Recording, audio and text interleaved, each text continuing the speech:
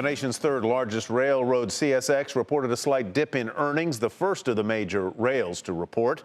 The railroads drive billions of dollars in economic activity, of course, but will the rest of the sector deliver when they report earnings? Morgan Brennan takes a look. Rail results just got rolling. In total, 4 railroads will release numbers this week, including Union Pacific, Canadian Pacific, and Kansas City Southern. These stocks have ridden the Trump rally. CSX, Union Pacific, and Norfolk Southern have gained double digits since the election, thanks to improving industrial production and prospects for tax reform, infrastructure spending, and deregulation. The outlier, Kansas City Southern, which has fallen 9% on President-elect Trump's tough trade rhetoric regarding Mexico, which is half that company's business.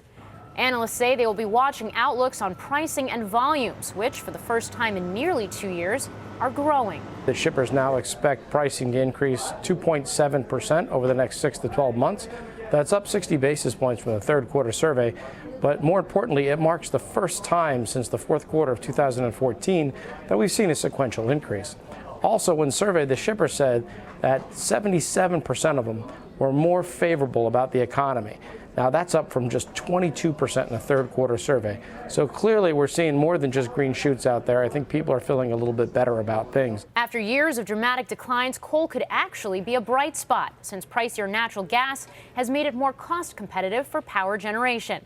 But stock valuations have already barreled toward the high end. And some experts say investors aren't fully weighing the risks, including a stronger dollar. The reason Avondale Partners rates the sector underweight. The recent strength in the dollar is just very, very bad for exports. It's very bad for onshoring, domestic manufacturing, domestic assembly.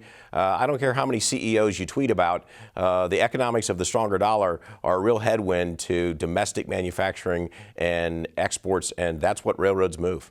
And at least some investors agree. Shares of CSX and other transportation stocks stumbled today ahead of those quarterly results.